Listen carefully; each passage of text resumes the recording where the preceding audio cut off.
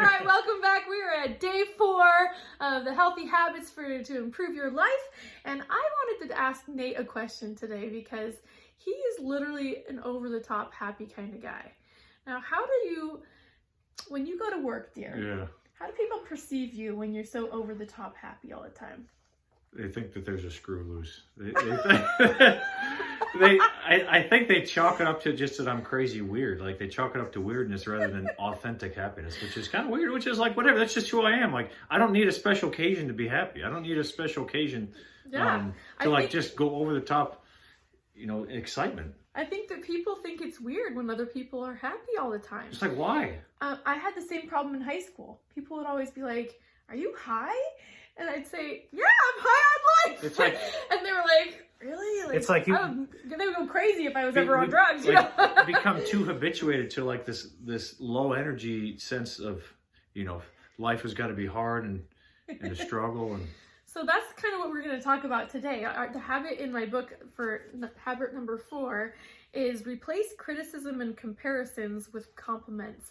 So the first thing you have to realize is how much you're critiquing yourself or how much you're criticizing other people or comparing yourself to other people. You just wrote a blog post about this. Yeah. If you guys don't know about our blog, it's chooseanamazinglife.com, but he wrote an amazing article about body comparison. Why don't you talk about that for just a minute? Well, so body comparison doesn't just happen with women, it happens with men too. Right. And what really happens on a subconscious level, what's happened for me, I may not be the prototype of every male, but like you walk into a room and often like you immediately cast a judgment on everything and everyone and where you stand in comparison to them based on how tall you are, the type of clothes you wear, and particularly like how muscular or how big you look. So all of a sudden, for women, it's how small you are, yes, exactly. How much your breast size it's is. Like the exact opposite. But like this happens literally on a subconscious level that you're not even aware of, almost related to mating instincts. Because women, they back in the day, as far from an evolutionary standpoint, for survival, they would look for men that had broad shoulders. They looked like they could actually protect the female. So it's like these instincts have lived on. And literally, we're constantly in the act of judging everything and everyone, including and most especially ourselves, based on some false facade of image of what we see outside of us. Like comparing ourselves constantly. Like I said, not just women, men too. Like it's crazy when I looked into my own experience how much that's happened. And comparison never brings joy. You can compare yourself and feel like you're the best person in the room, but that doesn't bring you joy. And the same thing with feeling like you're not measuring up in the room. None of them bring you joy. And it's not even just other people in a room. It's even on social media. It's everywhere we look. Yeah. Looking at magazines, looking at the TV and comparing yourself to these actors or actresses or musicians or whatever it is. This comparison game has got to stop, and we've got to start looking in the mirror and recognizing that we have something special and unique to offer the world. That is uniquely ours. Nobody in the world can be you. Nobody in the history of ever has ever been you. They've never had your body, your experiences, the places that you've lived, the thoughts that you've thought. Only you can do that. So when you start being really aware of the thoughts that you're having every day, you can change them because your thoughts become your reality.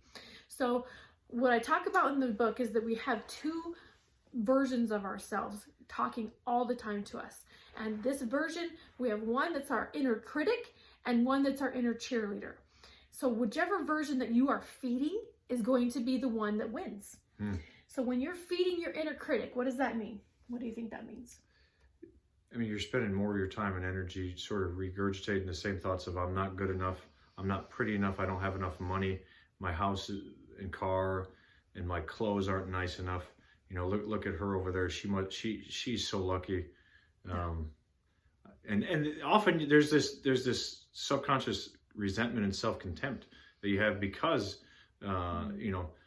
it's why would anyone ever have so much content and hatred to the rich? Like I don't understand it. Like the greatest and simplest way to bring wealth in your life is to praise the wealth in other people. It's not we're not taught that. We're taught that money is the root of all evil. The rich people rob the poor. We're taught from movies like Robin Hood, and it's not even just rich. Right. It's the way somebody dresses. It's, exactly. Oh, they're such a happy couple. I don't deserve that. But it all comes down to a subconscious level, which is 95% of our thoughts are on a subconscious level, meaning we're not aware of them. Okay. And until or unless we rewire those subconscious beliefs and recognize that, oh, perhaps I was taught a wrong money blueprint. Perhaps I was taught a blueprint about my body being fat being a bad thing. Or maybe I was taught that eating this certain food would make me less attractive or less worthy. Or maybe by committing that sin, I am less worthy of love. So all of these things boil down to an internal belief system that we have. And we're not even going to go too deep into that today. We'll get more into it in the next couple of chapters. But today we want to focus on comparing yourself to others needs to stop. Instead of doing the body comparison game, I want you to start a new game. And that's going to be looking for the good in everyone that you see. When you're walking down the street, instead of saying, oh, she's way prettier than me, say, she's beautiful. I can be beautiful too. Or, seriously, I really like his shoes. If you see somebody that's massively obese, and usually you're grossed out by massively obese people, I know a lot of people are like that. Instead of being grossed out, look at them and say, wow, they have beautiful hair or gorgeous blue eyes. Yeah. Find something, and if you can't find something, look exactly. I mean, and you don't come up to and tell an obese person you're obese. I think they're already aware of that. Has somebody done what? But it's also like, it's not even just look, it's like you see a mom that's struggling in a store and has these little kids, and she's trying to discipline them and they're having a tantrum, and instead of being kind and helping her out, we judge them. It's a cry for help and for love. It's not a cry for criticism. Yeah, it's the same thing with us. Like it's our inner cheerleader wanting love, wanting acceptance, and wanting validation ultimately. Yeah. So seriously, what I want you to get into the habit today of doing is looking for the good in somebody else and then giving them a compliment. I want you to give yourself a compliment every day and somebody else a compliment every day. This habit alone will help you see others and see yourself in a different light. It'll shine light on the good rather than on the dark. And when you shine light in a dark room, what happens? It lights everything up. So much better. So when you're looking at somebody, I want you to, and just give them a compliment by not even just physical. Okay, don't focus on just the physical, but if it's your child, I want you to build them up, and I want you to make it real and sincere. Instead of saying, hey, good job on your homework, honey. I'm really proud of you for working so hard. You're so responsible, and make sure that you get your homework done on time every day. And that shows that you are a very good person, that you try hard and you do your best every day.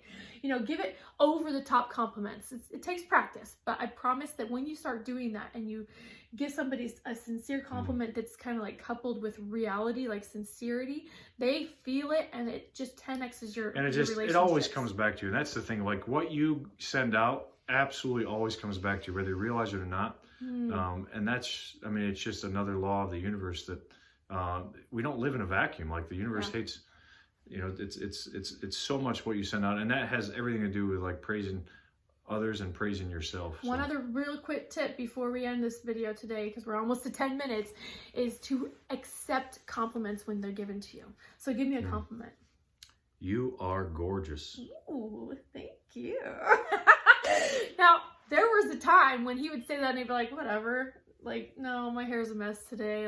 I've never been super good at doing my hair, and it's still kind of like that. Still looks perfect. I don't care anymore. I've gotten so confident and recognized my own worth that when I hear a compliment, I don't have to deflect it anymore. I don't have to say, you're totally full of it. What are you looking at? Oh, you like this shirt? Whatever. This is so 20 years ago. You start recognizing that you can accept a compliment. Start by just saying thank you instead of saying, I don't think so, or giving him a compliment back right away, oh, you're gorgeous too, or you're so handsome. Instead of doing that, just accept the compliment, enjoy it, and recognize it for what it is. Somebody is giving you a compliment because they really truly believe that about you. The only reason that you're not accepting compliments is because you don't believe it. You don't love yourself enough yet. You don't have enough confidence in yourself yet. And we're going to talk about that in maybe the next video. I can't remember. I can't remember what's next, but we'll find out. What's next? We'll see.